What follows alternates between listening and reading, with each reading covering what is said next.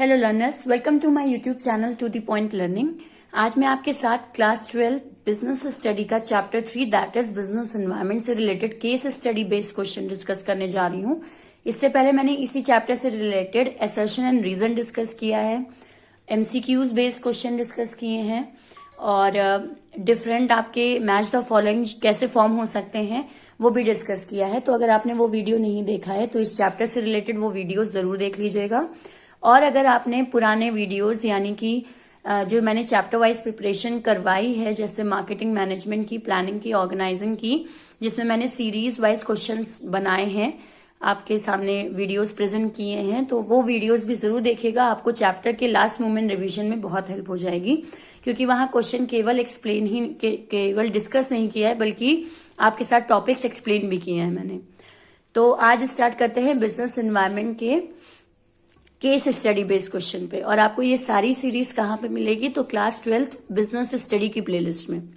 सो start करते हैं question से। Okay, first one is once the Sharda club Delhi organised health care week for its member. उन्होंने अपने members के लिए एक हेल्थ केयर वीक ऑर्गेनाइज किया शारदा क्लब ने। It had a very positive effect on its member, और इसका असर उनके मेंबर्स पे बहुत ही पॉजिटिव पड़ा। Now the members had become more careful about their health than earlier. और अब जो उनके एम्प्लॉयज हैं वो अपने हेल्थ के बारे में ज्यादा कंजर्वेटिव हो गए, जितना वो पहले नहीं थे। Not only this, the members also acquainted the people outside the club and take advantage out of it. और साथ ही साथ जो बाहर मतलब वो मेंबर्स अपनी चिंता तो करने ही लगे, यहाँ तक कि आउटसाइडर्स जो हैं उनको भी उस चीज से अवेयर करवाने लगे। The changing attitude of the people towards health was visible in the market also. और इसकी वजह से मार्केट में भी लोगों के बिहेवियर में चेंज आया अपने हेल्थ को लेकर। Now a great demand for sugar free products, fat free cooking oil and diet coke rose up in the market. और जिसका नतीजा ये निकला कि जो आपके शुगर फ्री प्रोडक्ट्स हैं या फैट फ्री कुकिंग ऑयल वगैरह हैं और डाइट कोक वगैरह हैं, उन सब की डिमांड बढ़ गई।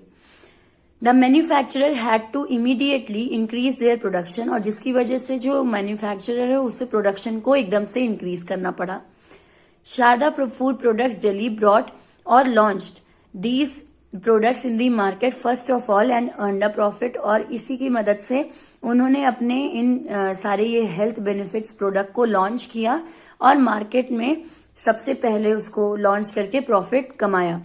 अब आते हैं फीचर पे। Which particular feature of the business environment does the event described above acquainted us with. यानी यहाँ पे कौन सा फीचर आपका बिजनेस एनवायरनमेंट का डिस्कस हो रहा है, तो हमें हमारी हिंट मिलेगी यहाँ पे। उन्होंने फर्स्ट ऑफ ऑल प्रोडक्ट को लॉन्च किया, सबसे पहले उन्होंने लॉन्च किया और उसका प्रॉफिट उन्होंने गेन किया। तो ये चीज उनके जो बेस है उस पर किस चीज का फीचर हमें नजर आता है, तो यहाँ पे उन्होंने मेनली इंटर रिलेटेडनेस दिखाई। इंटर रिलेटेडनेस का मतलब होता है कि जब आप एक जगह काम कर रहे हैं तो उसका असर दूसरी जगह उसका पड़ रहा है। यानी इन्होंने क्या किया, इन्होंने अपने एम्प्लॉयज को हेल्थ से रिगार्डिंग अवेयर करवाया और इनके एम्प्लॉयज ने बाहर वालों को हेल्थ से रिगार्डिंग अवेयर करवाया, जिसका नतीजा ये हुआ कि इनके प्रोडक्ट्स वगैरह की जो डिमांड है वो बढ़ गई।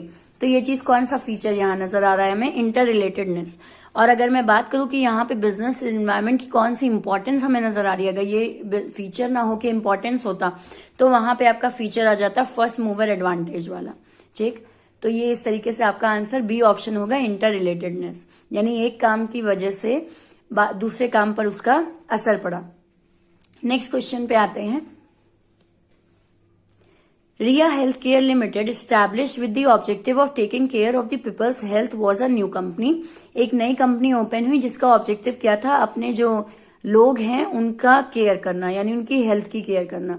This was the first company of this type establish in its field. इस फील्ड में ये पहली कंपनी थी जो इस तरह के मुद्दे के साथ, ऑब्जेक्टिव के साथ एस्टैब्लिश हुई थी। There being no competition in the market was something good for the company. क्योंकि ये पहली कंपनी स्टैब्लिश हुई थी इसलिए इनका मार्केट में कोई भी कॉम्पिटिटर नहीं था। But the company's business was about to pick up when several competing companies got establish in that field. लेकिन धीरे धीरे इनको थोड़ा पिकअप करना पड़ा, थोड़ी मेहनत शुरू हो गई इनकी, जब इनके कॉम्पिटिटर्स मार्केट में खड़े हो गए। Consequently the comfortable position of the company came to an end, और यहाँ पे कॉम्पिटिटर्स आ जाने की वजह से इनकी कंफर्टेबल जोन पे असर पड़ा, यानी अब इनके कॉम्पिटिटर हैं, अब इनको लड़ना पड़ेगा। पहले ये अकेले ही थे तो इनको लड़ना नहीं था किसी से। Hardly 2 years had gone by since the company was established when there occurred a big change in the in the priorities of the customer। अभी 2 ही साल कंपनी को हुए थे कि अचानक से एक बड़ा चेंज आया लोगों की प्रायोरिटी पर, यानी कस्टमर्स के बिहेवियर पे एक बड़ा चेंज आया।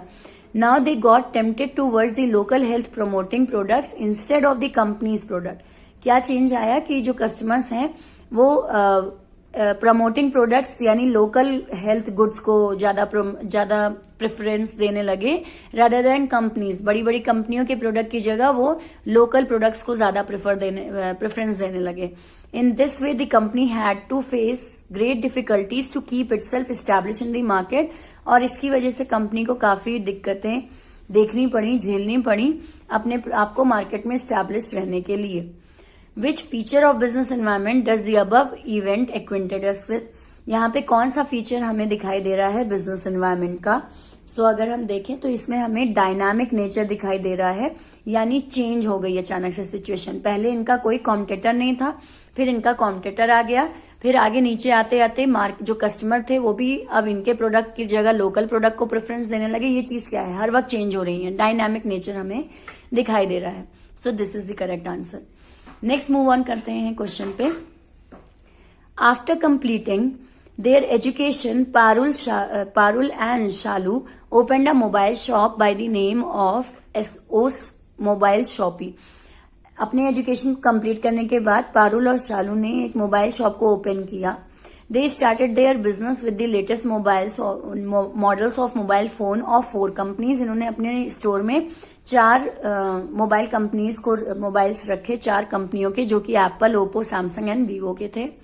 On account of their good dealings and excellent products within a few days there used to be a very big rush at their shop. और क्योंकि इनके यहाँ डीलिंग्स वगैरह, प्रोडक्ट वगैरह एक्सीलेंट इन्होंने रखे थे, तो बहुत जल्दी ही इनके यहाँ इनके दुकान पे लोगों का तांता लगने लगा। As there was a big scale they built a big stock of the mobile phone of all the 4 companies, और जिसकी वजह से ये अपने यहाँ ह्यूज स्टॉक रखने लगे सारी कंपनीज के मोबाइल फोन का। सारी का मतलब जो ऊपर 4 आपको मेंशन की गई हैं।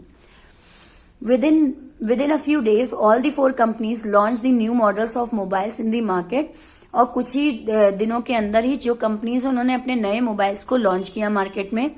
None of these companies took the old stock back and they had to suffer a heavy loss। अब इन्होंने क्या किया था? इन्होंने तो स्टॉक बना दिया था, लेकिन जब कंपनियों ने, एक्चुअल कंपनी जो आपकी 4 कंपनी, इन्होंने अपने नए मॉडल्स उतारे तो जो स्टॉक इन्होंने इकट्ठा किया था वो काफी लॉस में चला गया, क्योंकि उस स्टॉक को लेने वाला कोई नहीं था।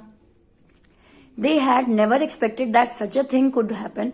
इन्होंने बिल्कुल नहीं सोचा था कि ऐसा कुछ हो जाएगा, क्योंकि इनके यहाँ तो प्रोडक्ट की डिमांड बहुत ज्यादा थी, लेकिन अचानक से नए मॉडल इंट्रोड्यूस होने की वजह से इनके पुराने मॉडल बिल्कुल एक्सपायर हो गए, यानी उनको कोई लेने के लिए कस्टमर ही नहीं मिल रहा था। They were going on by taking the permanent speed of their sale for granted.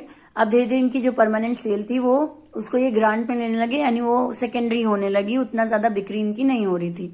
Now they realise how important it was to be aware of what was going around. तब इन्होंने ये रियलाइज किया कि इनके आसपास क्या चल रहा है उसके बारे में इन्हें अवेयर होने की बहुत ज्यादा जरूरत है। Which feature of business environment is shown in this case study. यहाँ पे कौन सा हमें फीचर दिखाई दे रहा है? तो यहाँ पे हमें फीचर जो दिखाई दे रहा है वो अनसर्टेनिटी है, यानी कि एकदम से चेंज आया, ये अंदाजा नहीं लगा पाए, जिसकी वजह से इन्होंने अपने स्टॉक इकट्ठा कर लिया था और अल्टीमेटली उसका लॉस इन्हें बियर करना पड़ा। इसे हम अनसर्टेनिटी कहते हैं, कि कुछ भी निश्चित नहीं है आपके बिजनेस एनवायरमेंट की मार्केट को लेकर। नेक्स्ट क्वेश्चन पे मूव ऑन करते हैं। क्वेश्चन नंबर 7 पे आते हैं। Sarika Motors limited is a famous vehicle manufacturing company. एक कंपनी है, बहुत अच्छी मतलब मैन्युफैक्चरिंग कंपनी है, फेमस है, वो व्हीकल मैन्युफैक्चर करती है। The research and developmental department of the company is very strong. इनका R&D डिपार्टमेंट बहुत स्ट्रांग है।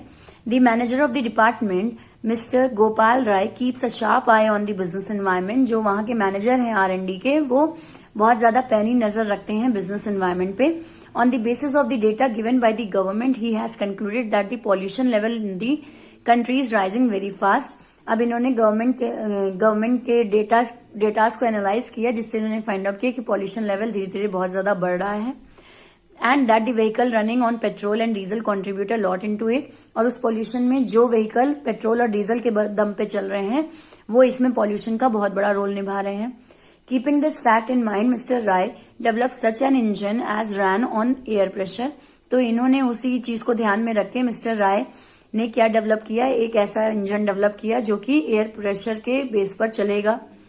The company used this engine first of all in cars which proved to be completely successful। अब ये सबसे पहले बंदे बने, यानी कंपनी इनकी पहली अपॉर्चुनिटी गेन कर पाई जिसमें इस तरह की कार डेवलप हुई।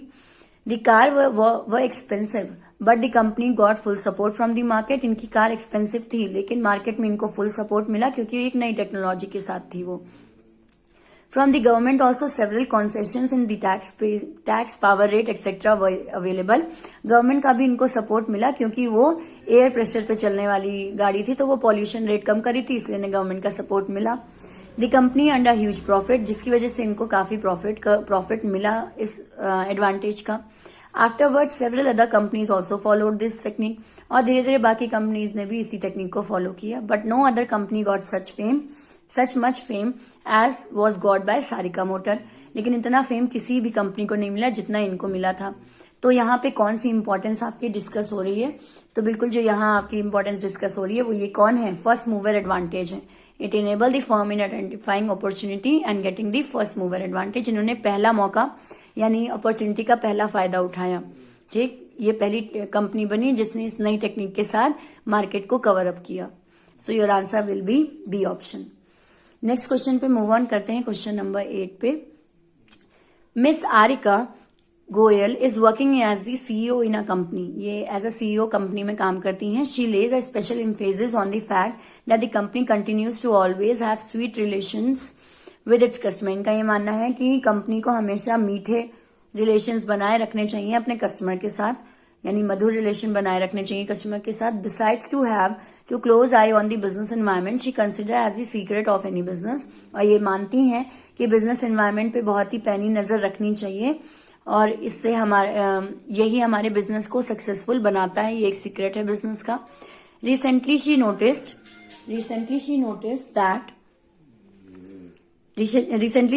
That government plan to give them several concession. इन्होंने नोटिस किया कि जल्दी ही कंपनी इनको कॉन्सेशंस वगैरह देने वाली है। Okay, I have missed some lines. Recently, she noticed that the government was preparing a policy to invite the foreign companies. इनको गवर्नमेंट की तरफ से पता चला कि फॉरेन कंपनीज को जल्दी ही यहाँ पे बुलाया जाएगा, इनवाइट किया जा रहा है, कंपटीशन बढ़ जाएगा।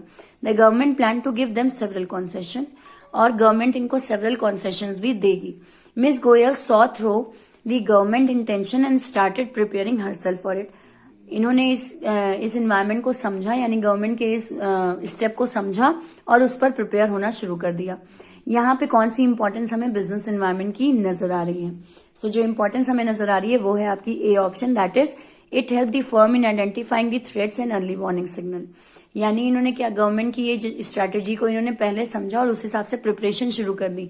यानी इन्हें क्या मिल गए, अर्ली वार्निंग सिग्नल मिल गए कि फॉरेन कंपनीज को अगर इंडिया में लाया जाएगा तो आगे इनका कॉम्पिटिशन बढ़ सकता है, तो उसके लिए अभी से प्रिपेयर रहें। सो this is your answer. Next move on करते हैं क्वेश्चन पे, जिसमें हम थोड़ा आपके डायमेंशन से रिलेटेड क्वेश्चंस डिस्कस कर लेते हैं। सो India's craft heritage is surviving because of its customer and tradition. यानी इंडिया की एक कंपनी है आपकी हेरिटेज, जो कि किस पर सर्वाइव कर रही है, अपने ट्रेडिशन और कस्टम्स की वजह से मार्केट में चल रही है। Craft product made by craftsman of Rajasthan. यहाँ पे जो सामान है वो लोग कौन बना रहे हैं, राजस्थान, गुजरात, असम के लोग etcetera are not only used in the country but also exported to USA, Germany, UK, France and other countries of the world. ये लोग जो क्राफ्ट्स बनाते हैं ये केवल अपने ही देश में नहीं बल्कि इसको बाहर एक्सपोर्ट भी कर रहे हैं। The volume of exporters of these product gives Indian an advantage in balance of payment and the much needed foreign exchange. इससे देश को फायदा ये हो रहा है कि फॉरेन एक्सचेंज हमारे देश में आ रही है और हमारी बैलेंस ऑफ पेमेंट को भी इससे फायदा हो रहा है। The prime minister desire that the handicraft industry should be expanded bye linking it with technology. अब जो प्राइम मिनिस्टर है उन्होंने सोचा कि इस हैंडीक्राफ्ट के काम को हम टेक्नोलॉजी से भी जोड़ दें। Focus should be on changing the manufacturing process, जिससे मैन्युफैक्चरिंग प्रोसेस को थोड़ा सा चेंज किया जाए टेक्निक ऐड करके। Ensuring durability and adapting innovation, जिससे उसमें कुछ इनोवेशन ऐड हो सके। Identify the various dimensions of business environment with regard to the following statement. आपको इस केस स्टडी में अलग अलग स्टेटमेंट्स दी जा रही हैं, जिसके बेस पर आपको डायमेंशंस बतानी है कौन कौन सी हिट हो रही हैं। सबसे पहला, India's craft heritage continues because of its customs and tradition. India's craft जो है वो लगातार बढ़ रहा है अपने कस्टम और ट्रेडिशन की वजह से। तो यहाँ पे आपका कौन सा डायमेंशन की बात हो रही है, तो आपका आंसर है सोशल। जब भी हम कस्टम और ट्रेडिशंस की बात करते हैं तो यानी हम सोशल एनवायरनमेंट की बात कर रहे हैं। नेक्स्ट आते हैं 36 पे। The volume of exports of these product gives India an advantage in balance of payment. India को इससे क्या फायदा हो रहा है, बैलेंस ऑफ पेमेंट को फायदा मिल रहा है और फॉरेन एक्सचेंज हमारे देश में आ रहा है। ये कौन सा डायमेंशन डिस्कस हो रहा है, so your correct answer is economic environment discuss हो रहा है। यहाँ पे पैसे से रिलेटेड फायदा हमें हो रहा है। Next question, the prime minister desire that the handicraft industry should be expanded bye linking it with technology. Prime minister ने ये थोड़ा आइडिया उसमें लगाया कि हम अपने हैंडीक्राफ्ट को टेक्नोलॉजी से जोड़ दें। अब जब जहां टेक्नोलॉजी आ गई तो वहां कौन सा डायमेंशन आपका हिट कर रहा है, टेक्नोलॉजिकल इन्वायरमेंट। एंड लास्ट आते हैं, focus should be on changing the manufacturing process, ensuring durability and adapting innovation. हम किस पर ध्यान देंगे, हम मैन्युफैक्चरिंग प्रोसेस पे ध्यान देंगे जो कि हमारी ड्यूरेबिलिटी और इनोवेशंस को बढ़ाएगा। तो ये कौन सा आपका हिट हो रहा है, तो ये भी आपका टेक्नोलॉजी पर ही हिट हो रहा है। क्यों, इनोवेशन की बात हो रही है, कुछ नया करने की बात हो रही है। सो टेक्नोलॉजी इन्वायरमेंट इस पर असर डाल रही है। सो ये आज हमने टोटल क्वेश्चंस जो डिस्कस किए हैं, ये मैंने आपके बिजनेस एनवायरनमेंट चैप्टर से रिलेटेड फीचर, इंपॉर्टेंस और डायमेंशंस के क्वेश्चंस डिस्कस किए हैं। आई होप ये आपके लिए हेल्पफुल हुए हों। अगर आपकी कोई भी क्वेरी है क्वेश्चंस को लेकर तो मुझे कमेंट सेक्शन में जरूर मेंशन करें, मैं उसका जल्द से जल्द रिप्लाई जरूर करने की कोशिश करूंगी। और अगर वीडियो हेल्पफुल लगा हो तो एक लाइक का बटन जरूर क्लिक कर दीजिएगा। मेरे चैनल को सब्सक्राइब जरूर कर लीजिए ताकि आपको सारे चैप्टर से रिलेटेड प्रिपरेशन यहाँ पे मिलती रहें और क्वेश्चंस प्रोवाइड होते रहें। चैनल को अपने फ्रेंड्स और क्लासमेट्स में भी शेयर करिएगा ताकि उन तक भी ये प्रिपरेशंस का कंटेंट पहुंच सके। और आपके BST यानी बिजनेस स्टडी के एग्जाम के लिए all the best. Thank you and have a nice day.